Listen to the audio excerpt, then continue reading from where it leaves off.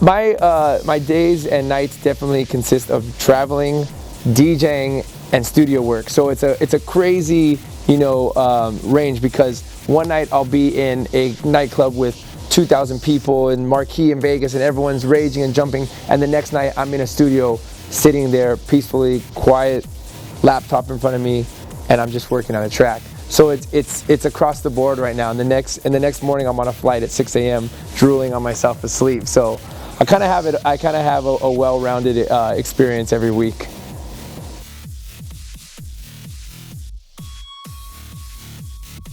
I think it's a really cool thing that that DJing has brought me to the point where there is a billboard, or I was in Miami and there was a plane flying, dragging the sign, like promoting, a nightclub I was playing at, and it just blows my mind, not only to me, but it blows my mind that DJing has gone this far. That we are the stars of the night, in the sense. There's not like, oh, the DJ's accompanied by this artist rapping tonight or this celebrity hosting the night. Now it's the DJs on the forefront, which we always have been, but now it's just even more. Everyone's pushed aside. So it's cool because it's come from a long way of doing mobile gigs to radio to nightclubs to festivals.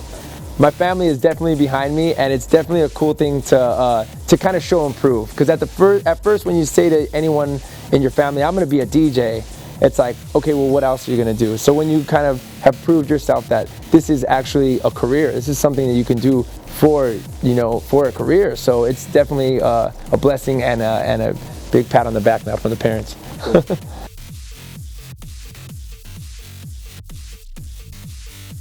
My style is, everyone's like, what type of DJ are you?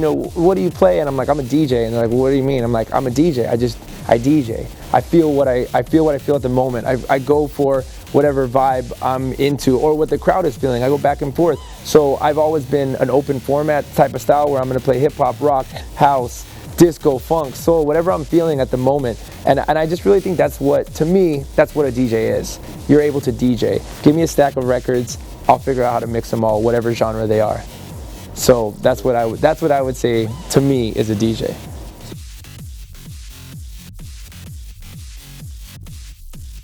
I'm using CDJ 2000s as well as a Pioneer 900, and I use Serato on the side to just queue up my records back and forth.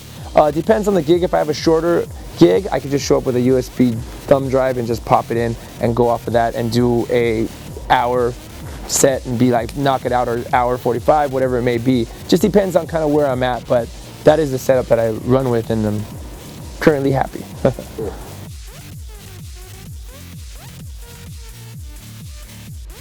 Craziest experience, I always get asked that question, and it's always like a different night. I've had many different nights with like celebs or who it may be, but I was just thinking about this one the other night. Was pretty cool, was teaching Dave Chappelle and Mos Def how to DJ at a nightclub while the nightclub was going on. So that was definitely a pretty big one.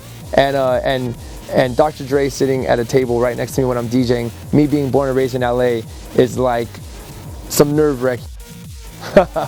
So him sitting right there. So there's been just kind of many random nights, and playing at EDC in front of 8,000 to 10,000 people, and so I've kind of had night after night is always something new.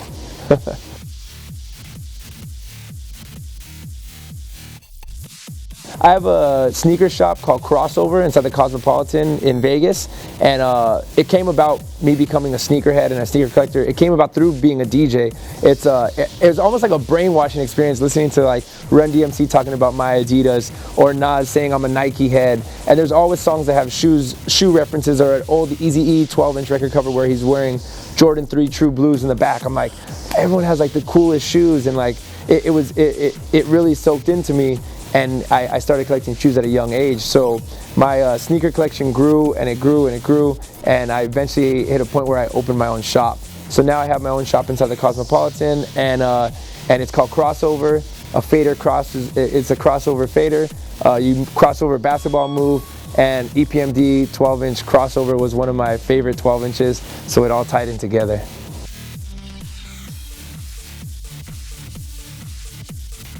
my advice to aspiring DJs that are, you know, that may look at us and be like, oh, how do I get up to be a marquee or to be in Vegas or to travel the world? I started just like how you started. I did the same thing. I carried my crates. I carried the speakers. I set them up. I did that whole route. I passed out mixtapes everywhere. I still give out mixtapes. I give out mix CDs. I still push myself as a DJ. There's no point where you just hit and you're like, all right, now I'm just cruising. You have to just continue your hustle at what you're doing and pushing yourself as a brand, because you know your brand better than anybody else does. So you can't really give the reins to someone else and be like, here, make me like be a cool DJ. How do I become a cool DJ? Whatever you believe in as a DJ, you got to just push yourself to become that person. So when I'm up on stage, I know that I've brought myself to this point. So I would just continue to say, of course, you know, like everyone says, do what you love and you know, and live your dream, but you got to just push yourself, because you're the biggest promoter than anybody else.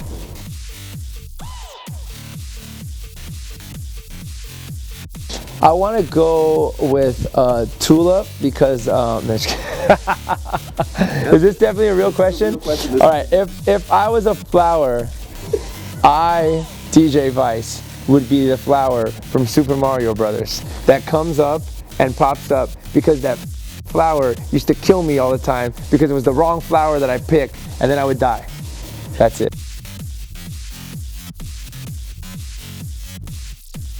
The most annoying sound that I could think of, and this is just all across the board, has to be who at the festival thought that was going to be the greatest sound in a breakdown, because I still don't understand that at all. Sorry if you do that, but I just don't like it.